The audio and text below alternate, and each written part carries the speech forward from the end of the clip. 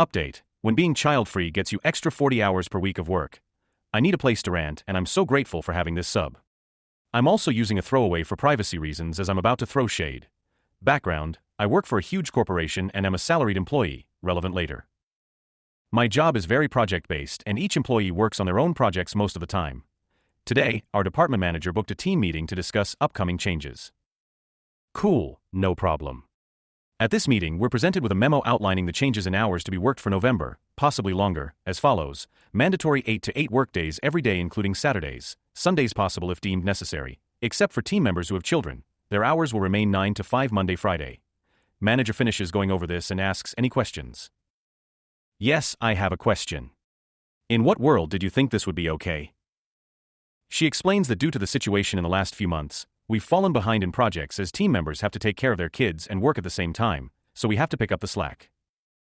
Me again. Based on our status meeting yesterday, the team members without kids are all on track with their projects, with many of us consistently finishing days before our deadlines.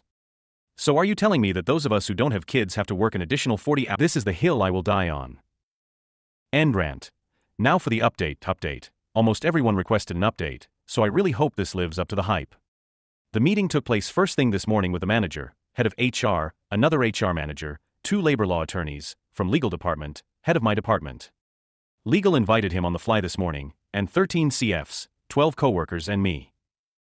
I started the meeting by explaining why we've gathered here today, head of my department. Was dumbfounded, he clearly had no idea what the manager tried to pull. Legal went through the rules of discussion, wait your turn to speak and such. I was first to make my case and my approach was simple: show proof, show policy, explain why the policy was violated and therefore can't be enforced. Boring, yes I know, but if that didn't work, I had other points on reserve to bring up. Side note, I really wanted to go all out and lose my filter and say what I really was thinking, but as we know that would get me nowhere. So I presented the manager's memo and company's overtime policy, which clearly states that mandatory overtime must be 1. Mandatory for all members of the department, hourly and salaried, 2. All members must work equal number of OT hours, and 3. Must be approved by the head of the department. If any of these conditions are not met, management can't impose it, and should ask for volunteers to work OT instead. My argument was simple: manager didn't follow the policy and purposefully targeted the CFs. Highlights of the shit show that followed: legal asked head of my department if he approved the memo. Answer was an angry no. I could tell he was livid at the manager. In my head, I'm laughing my A off. Legal asks manager for her side of the story. Answer: I wasn't aware of this policy. I interject with, I find that hard to believe when 3 weeks ago we did an extensive review with that policy being the main objective and you were heavily involved with each step. Head of HR chimes in with, I can attest to that, I worked with a manager on this project. Let's be truthful please. In my head I'm screaming, take that bitch. Manager says, well I didn't think policy would apply in this case. Y'all. It took all my willpower not to cuss her out. All of a sudden her memory came back and now she's aware of the policy? Legal stepped in with, are you saying that you, the manager responsible for enforcing policies, honestly thought that those same policies don't apply to you? Yes. Head of my department stepped in with, to manager, still angry AF, you were blatantly wrong here. There's no need to try and justify it, this is obviously very summarized, but the gist is there.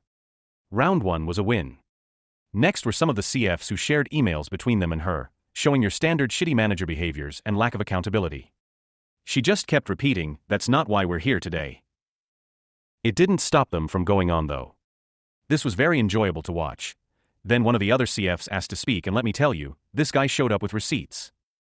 He spent the entire night creating an analysis, fucking pie charts and all, to illustrate how many projects were done by the 13 CFs as compared to the 19 non-CFS, how much time was put in by us versus them, how much vacation/sick time was approved for us versus them for the last year. I was shook. His analysis showed that 13 of us did close to 60% of all the work while 19 of them did 40-ish. Don't even get me started on the rest of the stats. This guy wiped the floor with the manager. I hope he gets a raise, because he's my hero. Her response? This company promotes work-life balance and wants families to have time to spend with each other, so it's normal that employees with kids get time to do just that. I couldn't hold back. Me, yes, you're absolutely right that the company does that. What you're lacking here is the understanding that family includes other people, not just children. In case you are unaware, all of US have families too. HR interjected with, "I believe we have enough information here." The CFs, myself included, were asked to leave the meeting, so they can deliberate, and we were told they'll circle back with us later in the afternoon. Later comes around, we're invited to a meeting. This time it's all the same people, but no manager. Head of my department apologized that this ever happened, thanked us for doing the right thing and bringing it to their attention, threw in a few company lines about equal treatment, yada, yada, and told us he will be taking over the managerial duties for the time being. Legal added that the memo is null and void and made it clear that we will not be working those insane hours. In case you're wondering, the manager was offline for the rest of the day. We don't know what happened there. But who cares, we won. Edit. I'm trying to keep up with the comments and read them all. I appreciate all of you. Story 2 update. My husband got jealous over the girl he led on for years at our wedding, 25F, got married to my husband, 24M, we'll call him Jim, a week ago after dating for 2.5 years. Jim has a friend called Misha, 22F, who was invited to the wedding. He and Misha have known each other since high school and were close friends, and Misha had a very obvious crush on Jim from what he and others who know them have told me. Jim told me this after I met Misha for the first time and confessed that he leaned into her crush and led her on throughout their high school years and for a little while after, before we got together, because he was struggling with his mental health and he really liked her attention. He seemed genuinely guilty about all of that because he thought Misha was a nice girl and a good friend, and because he showed guilt I didn't feel the need to bring it up or argue about it despite thinking it was a shitty thing to do. Plus, Misha is a nice girl who has never overstepped boundaries and has been nothing but kind and friendly towards me, and I now consider her a friend too. Misha moved away to the city last year and has done really well for herself and has a long-term boyfriend who none of us have met yet, so when it came to sending wedding invites, I told her she was welcome to bring him as her plus one.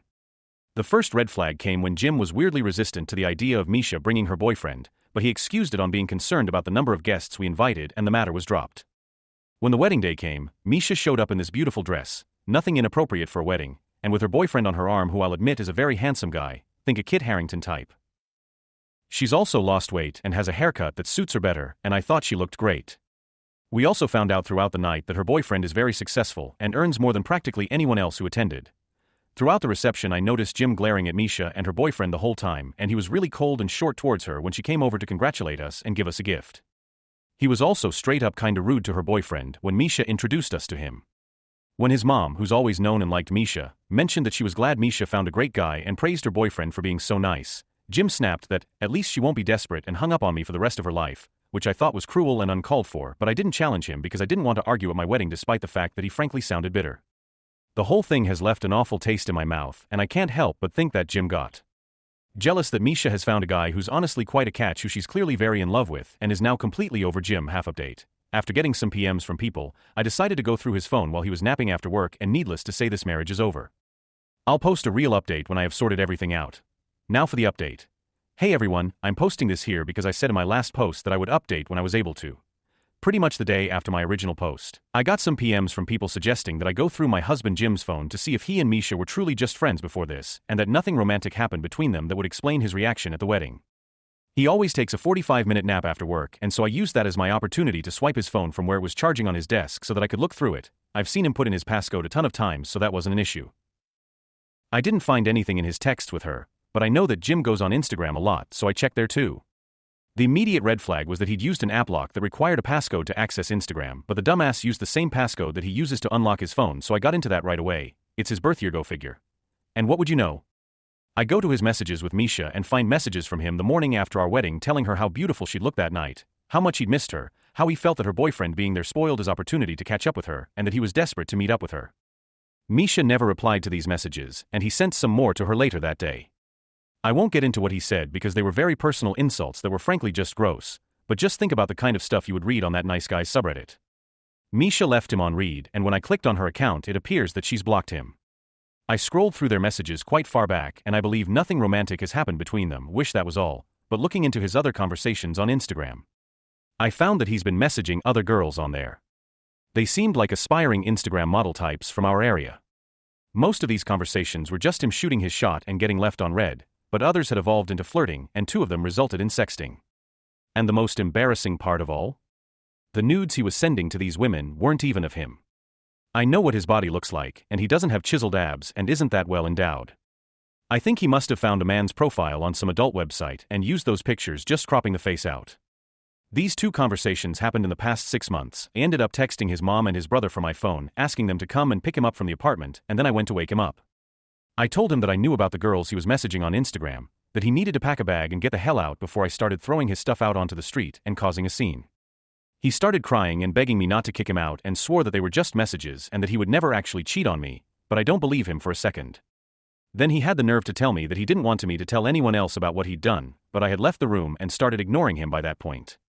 He left with his mom and brother and is staying there from what I know. I've blocked him on everything for the time being until I'm ready to tell him that I'm seeking annulment.